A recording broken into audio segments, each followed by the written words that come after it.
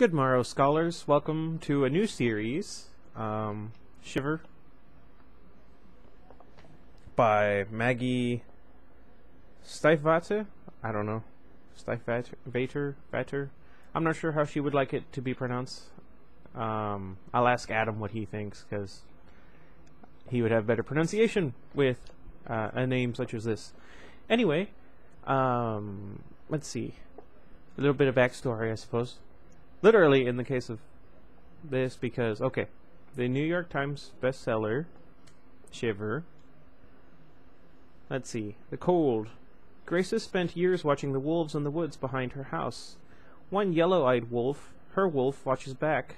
He feels deeply familiar to her, but she doesn't know why. The heat. Sam has lived 2 lives.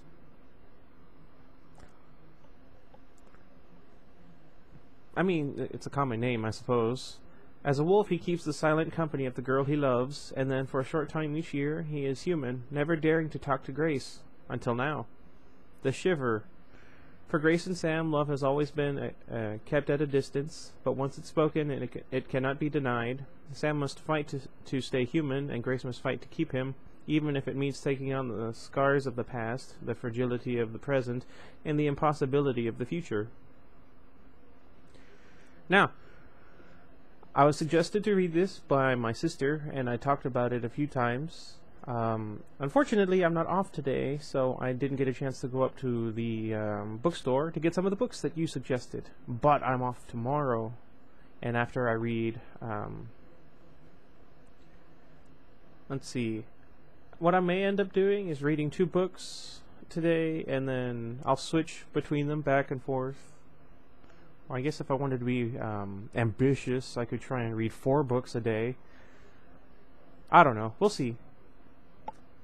Anyway, Chapter 1, Grace, 15 degrees Fahrenheit.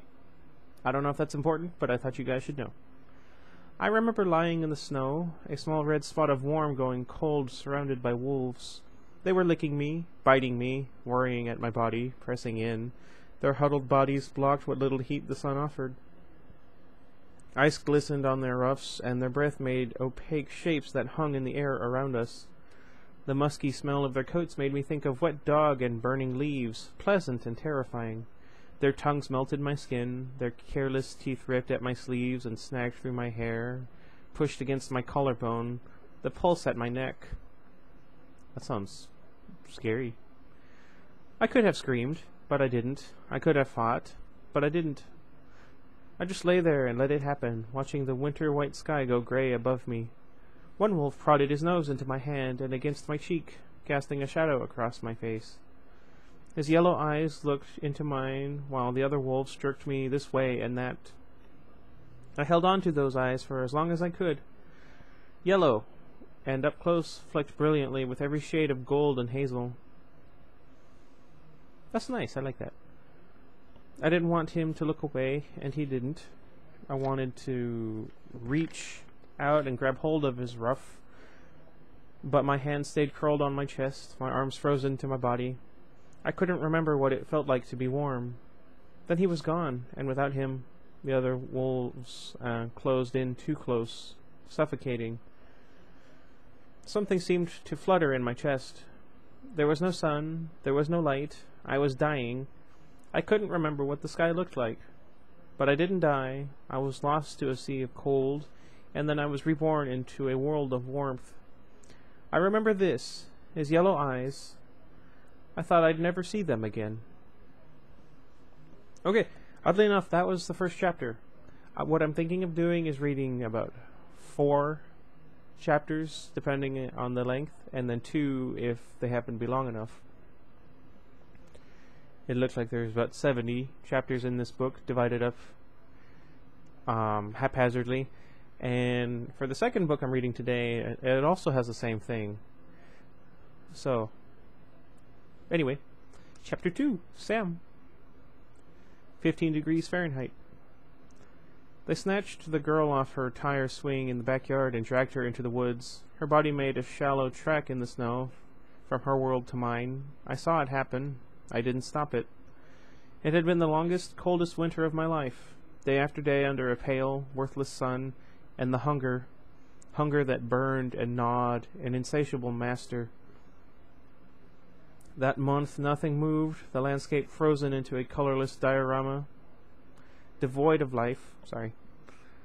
One of us had been shot trying to steal trash off of someone's back step, so the rest of the pack stayed in the woods and slowly starved, waiting for warmth and our old bodies, until they found the girl, until they attacked.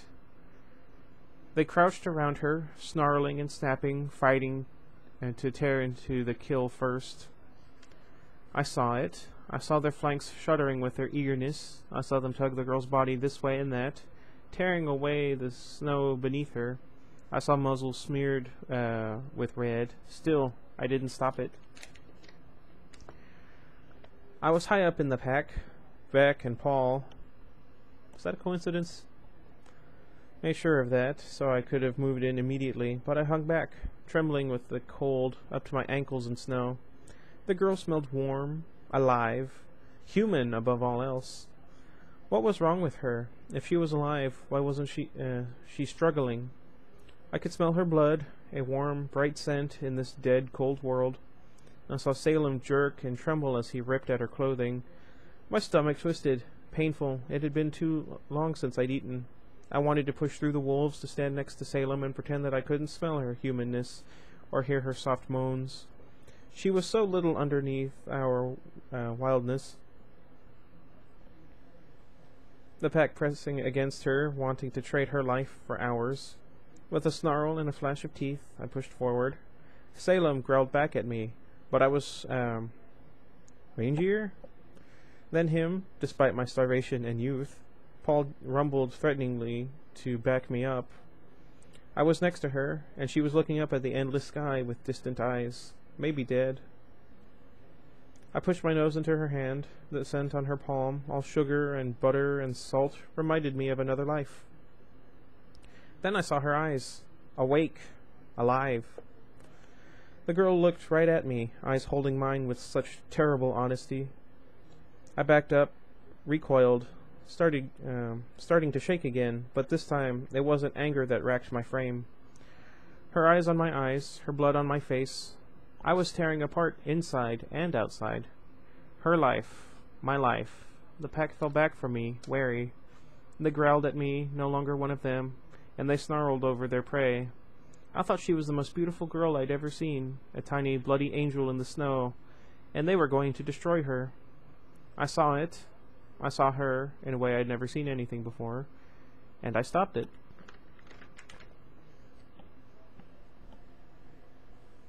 Chapter 3. Grace. 38 degrees Fahrenheit.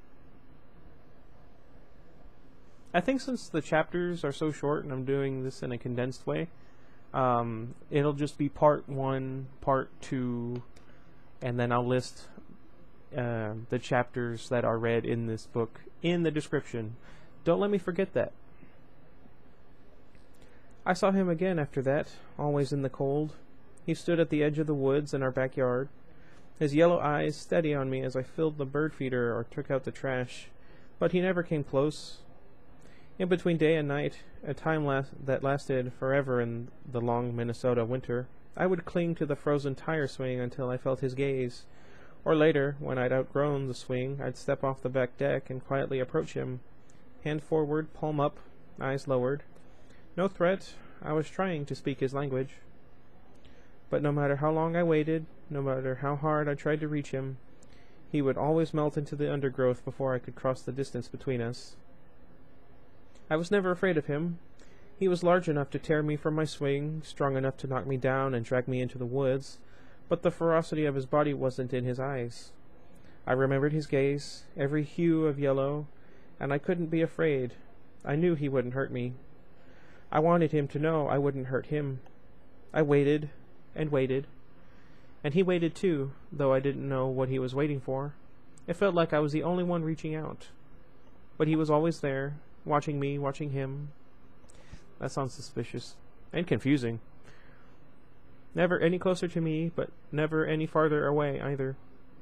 And so it was an unbroken pattern for 6 years, the wolves' haunting presence in the winter and their even more haunting absence in the summer.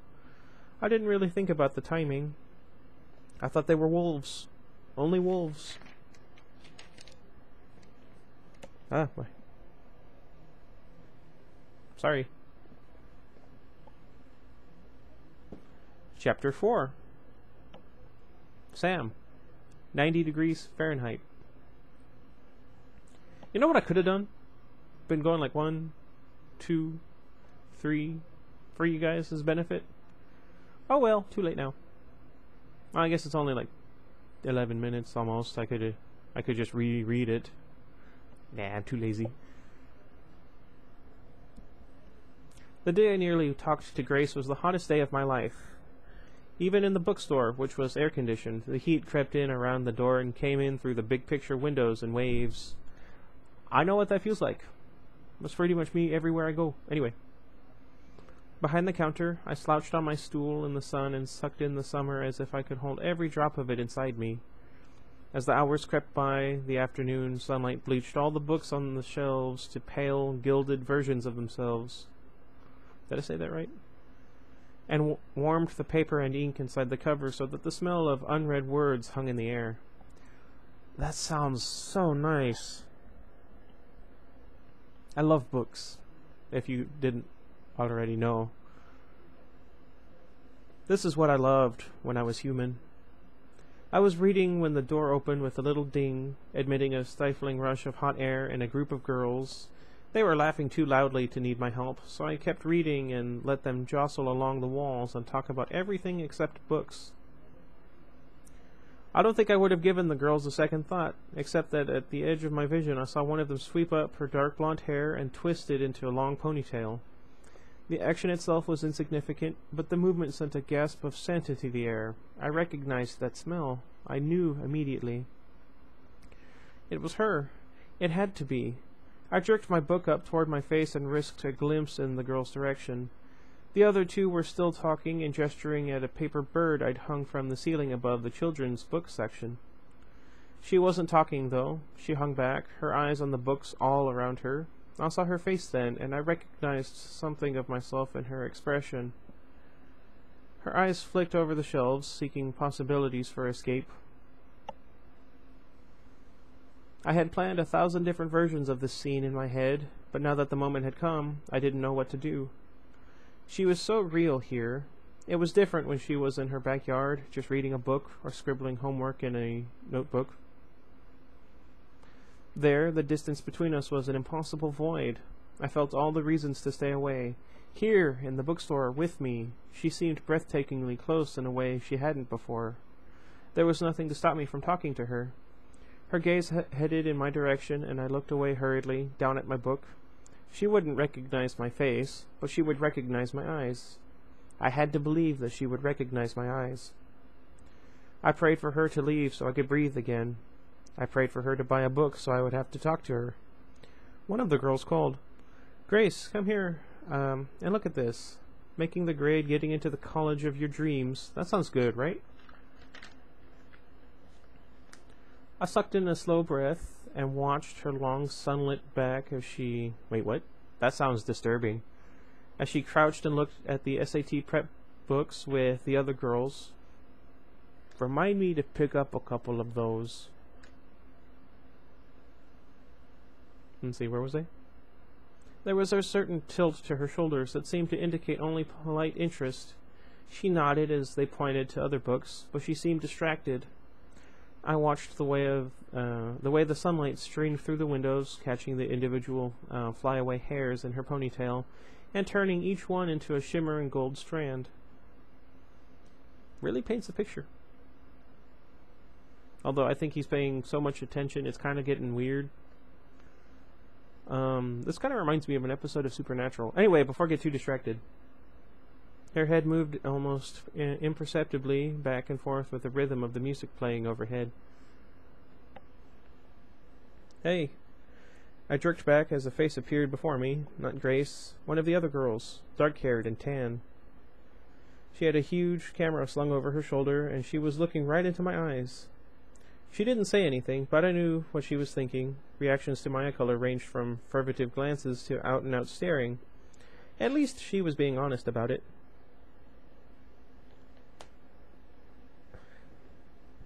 What? I'm confused. Do you mind if I take your photo? She asked. I cast around for an excuse. Some native people think if you take their photo, you take their soul. It sounds like a very logical argument to me. So sorry, no pictures, I shrugged apologetically. You can take photos of the store if you like. The third girl, pushed up against the camera girl. Bushy, light brown hair, tremendously freckled and radiating so much energy that she exhausted me. Flirting, Olivia? We don't have time for that. Here, dude, we'll take this one. I took making the grade from her, sparing a quick glance around for Grace. $19.99, I said. My heart was pounding. For a paperback? Remarked the freckled girl, but she handed me a 20. Keep the penny. We didn't have a penny jar, but I put it on the counter next to the register. I bagged the book and receipt slowly, thinking Grace might come over to see what was taking so long. But she stayed in the biography section, head tipped to the side as she read the spines. The freckled girl took the bag and grinned at me and Olivia. Then they went to Grace and herded her toward the door. Turn around, Grace. Look at me. I'm standing right here. If she turned right now, she'd see my eyes, and she'd have to know me. The freckled girl opened the door, ding, and made an impatient sound to the rest of the herd. Time to move along. Olivia turned briefly, and her eyes found me again behind the counter. I knew I was staring at them, at Grace, but I couldn't stop. That's creepy. You know what I mean? You guys know what I mean. Olivia frowned and ducked out of the store. Freckled girl said, Grace, come on. My chest ached, and my body speaking a language my head didn't quite understand. Sorry.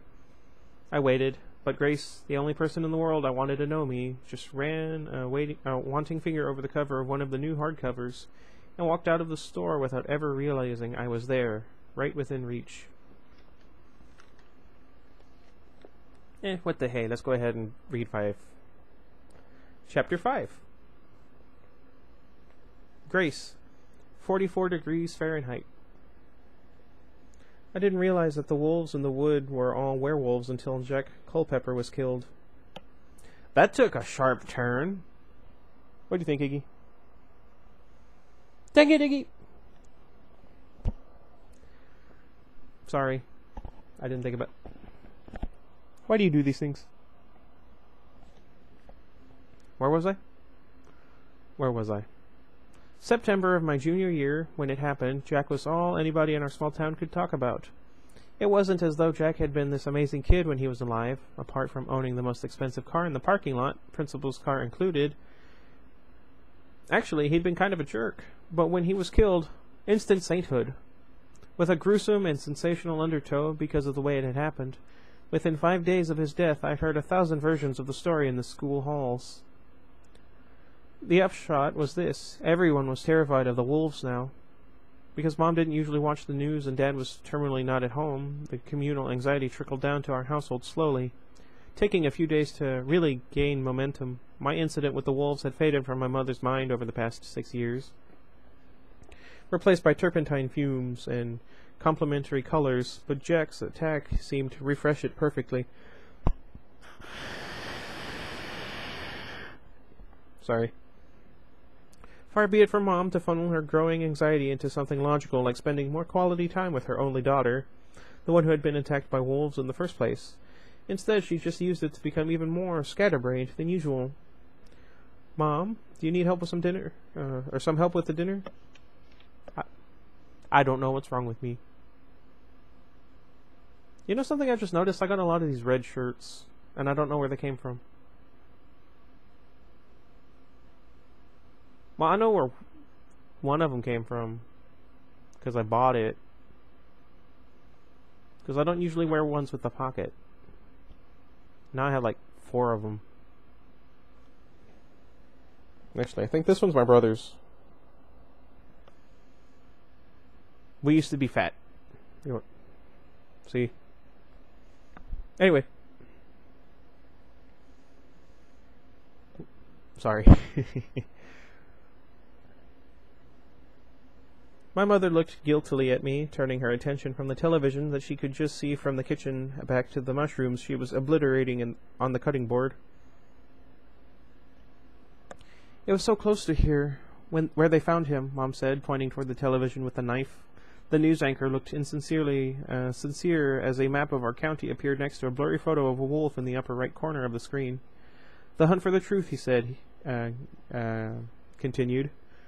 You'd think that after a week of reporting the same story over and over again, they'd at least get their simple facts straight. Their photo wasn't even the same species as my wolf, with his stormy gray cloak and tawny yellow eyes. I still can't believe it, Mom went on. Just on the other side of Boundary Wood, that's where he was killed. Or died. Mom frowned at me, delicately frazzled and beautiful as usual. What? I looked back up from my homework, comforting orderly lines of numbers and symbols. At least somebody likes math. He could have just passed out by the side of the road and then been dragged into the woods while he was unconscious. It's not the same. You can't just go around trying to cause a panic. Mom's attention had wandered back to the screen as she chopped the mushrooms into pieces small enough for amoeba consumption. She shook her head. They attacked him, Grace. You should always listen to your kids, even if you don't agree with them. Not that I have kids, I don't know, but I feel like that would be a good idea, because then they wouldn't be afraid to have their own opinions. Anyway.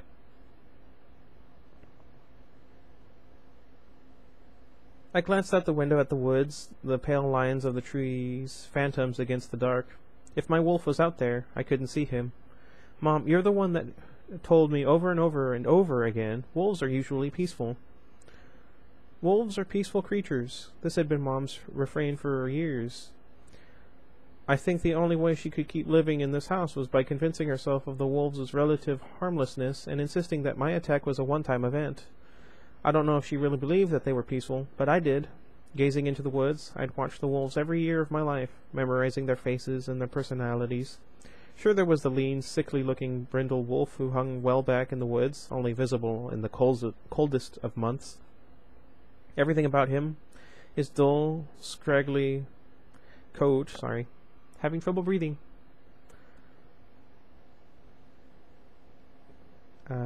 Coat, his notched ear, his one foul running eye, shrouded in ill body, and the rolling whites of his wild eyes whispered of a diseased mind. I remembered his teeth grazing my skin. I could imagine him attacking a human in the woods again. And then there was the white she-wolf. I had read that wolves mated for life, and I'd seen her with the pack leader, a heavy-set wolf that was as black as she was white. That's kind of funny.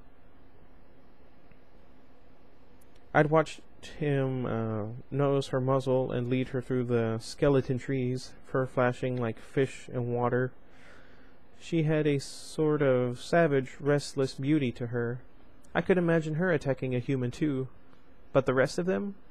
They were silent, beautiful ghosts in the woods. I didn't fear them.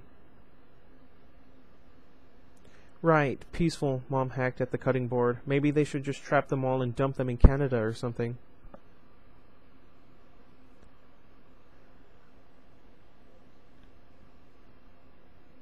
I don't know. I frowned at my homework. Summers without my wolf were bad enough. As a child, those months had seemed impossibly long. Just time spent waiting for the wolves to reappear. They'd only gotten worse after I noticed my yellow-eyed wolf. During those long months, I had imagined great adventures where I became a wolf by night, and ran away with my wolf to a golden wood where it never snowed. I knew now the golden wood didn't exist, but the pack, and my yellow-eyed wolf did. Sighing, I pushed my math book across the kitchen table and joined Mom at the cutting board. Let me do it, you're just messing it up. Don't talk to your parents that way. Dang it. I don't like it when someone talks to their parent like that. Even if they did deserve it. Respect is important. Anyway, where was I?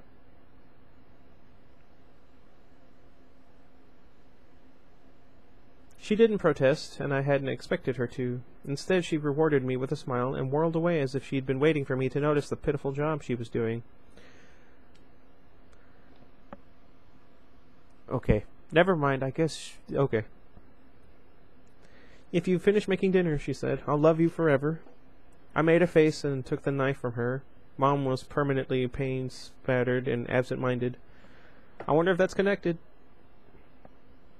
She would never be my friend's mom, apron-wearing, meal-cooking, vacuuming, Betty Crocker. I didn't want her to be like them, but seriously, I needed to get my homework done. Thanks, sweetie. I'll be in the studio. If Mom had been one of those dolls that say 5 or 6 different things when you push their tummy, that would have been one of her pre-recorded lines. Don't pass out from the fumes, I told her, but she was already running up the stairs, shoving the mutilated mushrooms into a bowl. I looked at the clock hanging on the bright yellow wall. Still an hour until Dad would be home from work. I had plenty of time to make dinner, and maybe, afterward, to try and catch a glimpse of my wolf. There was some sort of cut of beef in the fridge that was probably supposed to go with the mangled mushrooms. I pulled it out and slapped it on the cutting board. In the background, an expert on the news asked whether the wolf population in Minnesota should be limited or moved. The whole thing just put me in a bad mood. The phone rang. Hello? Hiya, what's up? Rachel. I was glad to hear from her. She was the exact opposite of my mother, totally organized and great on follow-through. Sorry. She made me feel less like an alien. I shoved the phone between my ear and my shoulder and chopped the beef as I talked, saving a piece the size of my fist for later. Just making dinner and watching the stupid news. She knew immediately what I was talking about. I know, talk about surreal, right? It seems like they just can't get enough of it. It's kind of gross, really. I mean, why can't they just shut up and let us get over it? It's bad enough going to school and hearing about it all the time. And you with the wolves and everything, it's got to be really bothering you. And seriously, Jack's parents have got to be just wanting the reporters to shut up. Rachel was babbling so fast I could barely understand her. I missed a bunch of what she said in the middle, and then she asked, Has Olivia called tonight? Did I say that right? Olivia? Olivia was the third side of our trio, the only one who came anywhere near understanding my fascination with the wolves. It was a rare night when I didn't talk to either her or Rachel by phone. She's probably out shooting photos. Isn't there a meteor shower tonight? I said. Olivia saw the world through her camera. Half of my school memories seemed to be in 4 by 6 inch glossy black and white form. Rachel said, I think you're right. Olivia will definitely want a piece of that hot asteroid action. Ow. Ankle hurts, and my hair is getting in the way. Got a moment to talk? I glanced at the clock. Sorta, just while I finish up dinner, then I have homework. Okay, just a second then. 2 words. What? Oh. 2 words, baby. Try them out. Cape. Yeah. I started the beef browning on the stovetop. That's 1 word, Rach. She paused. Yeah, it sounded better in my head. Anyway, so here's the thing. My parents said if I wanted to go someplace over Christmas break this year, they'll pay for it. So I want to go somewhere. Anywhere but Mercy Falls. Heavens. Anywhere but Mercy Falls. Will you and Olivia come over and help me pick something after school tomorrow? Yeah, sure. If it's someplace really cool, maybe you and Olivia could come too. Rachel said. I didn't answer right away. The word Christmas immediately evoked memories of the scent of our Christmas tree, the dark infinity of the starry December sky above the backyard, and my wolf's eyes watching me from behind the snow-covered trees. No matter how absent he was for the rest of the year, I always had my wolf for Christmas. Rachel groaned. Don't do that silent staring off into the distance thinking, look, Grace, I can tell you're doing it. You can't tell me you don't want to get out of this place. I sort of didn't. I sort of belonged here. I didn't say no, I protested.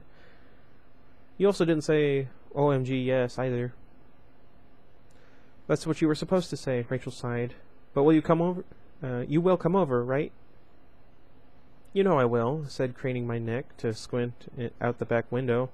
I really have to go. Yeah, Rachel said. Bring cookies, don't forget. Love you, bye. She laughed and hung up.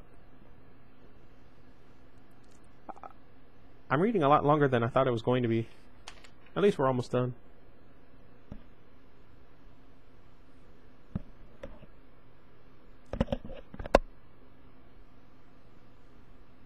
I don't know what is up with my hair. Anyway, I hurried to get the pot of stew simmering on the stove so it can occupy itself without me.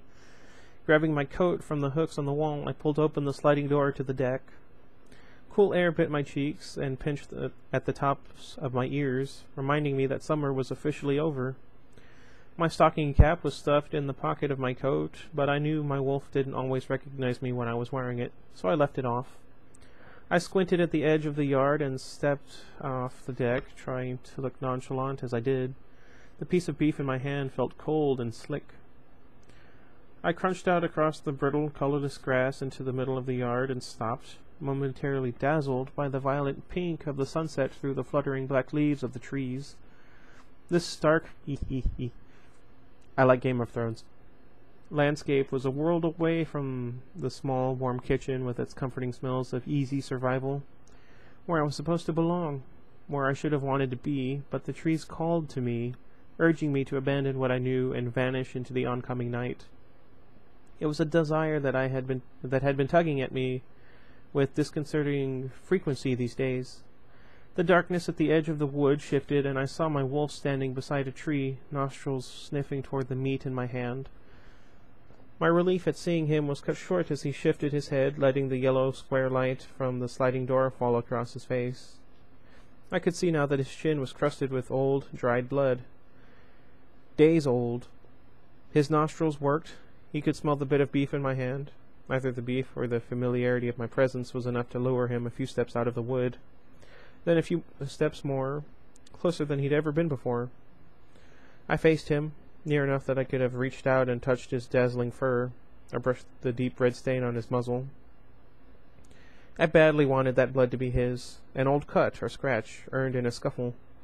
But it didn't look like that. It looked like it had belonged to someone else. "Did you kill him?" I whispered. He didn't disappear at the sound of my voice, as I had expected. He was as still as a statue, his eyes watching my face instead of the meat in my hand. "That's all they can talk about on the news," I said, as if he could understand. "They call it savage. They said wild animals did it. Did you do it?" He stared at me for a minute longer, motionless, unblinking, and then for the first time in 6 years, he closed his eyes. It went against every natural instinct a wolf should have possessed. A lifetime of an unblinking gaze, and now he was frozen in almost human-like grief, brilliant eyes closed, head ducked, and tail lowered. It was the saddest thing I'd ever seen. Slowly, barely moving, I approached him, afraid of only scaring him away. Not of his scarlet-stained lips or the teeth they hid. His ears flicked, acknowledging my presence, but he didn't move. I crouched, dropping the meat onto the snow beside me. He flinched as it landed. I was close enough to smell the wild odor of his coat and feel the warmth of his breath. Then I did what I always wanted to. I put a hand to his dense ruff, and then, when he didn't flinch, I buried both my hands in his fur. His outer coat was not as soft as it looked, but beneath the coarse guard hairs was a layer of downy fluff. With a low groan, he pressed his head against mine, eyes still closed. I held him as if he were no more than a family dog, though his wild, sharp scent wouldn't let me forget what he really was. For a moment, I forgot who I was. For a moment, it didn't matter. Movement caught my eye, far off, barely visible in the fading day. The white wolf was watching at the edge of the wood, her eyes burning. I felt a rumble against my body, and I realized my wolf was growling at her. The she-wolf stepped closer, uncommonly bold, and he twisted in my arms to face her. I flinched at the sound of his teeth snapping at her. Ugh, I can picture that sound. She never growled, and somehow that was worse. A wolf should have growled, but she just stared, eyes flicking from him to me, every aspect of her body language breathing hatred. Still rumbling, almost inaudible, my wolf pressed harder against me, forcing me back a step, then another, guiding me up to the deck. My feet found the steps, and I retreated into the sliding door. He remained at the bottom of the stairs until I pushed the door open and locked myself inside the house. As soon as I was inside, the white wolf darted forward and snatched the piece of meat I'd dropped. Though my wolf was nearest to her and the most obvious treat for the food, it was me that her eyes found on the other side of the glass door. She held my gaze for a long moment before she slid into the woods like a spirit. My wolf hesitated by the edge of the woods, the dim porch light catching his eyes. He was still watching my silhouette through the door. I pressed my palm flat against the frigid glass. The distance between us had never felt so vast. Alrighty. So I probably won't read as many chapters in the next part as that one. Also, 5 was a lot longer than I thought it would be. And I get distracted a lot. I'm gonna have to clean out Iggy's cage again. And that should be fun. We got the washing machine done, replaced, so that's pretty cool. And I've got my car, if you guys didn't already know. I hope you guys enjoyed this book and look forward to the next one that I'm about to read once I'm done with Iggy. And I'm kind of hungry, so I'm going to get a snack. Anyway, let me know still what books you would like to see being read. If you guys have suggestions for, what do you call it? Not an outline.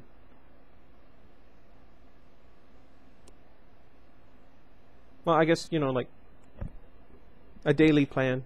Dang, why can't I think of the word? Let me know what the word is I'm thinking of. Let me know. A schedule, there we go. What kind of a schedule you'd like to see me do for book readings or games. I know a few viewers of my Five Nights at Freddy's series would like to see FNAF World. So if you guys would be interested in that, let me know. Anyway, until next time, goodbye everybody. I really do have a lot of red shirts. Why is that?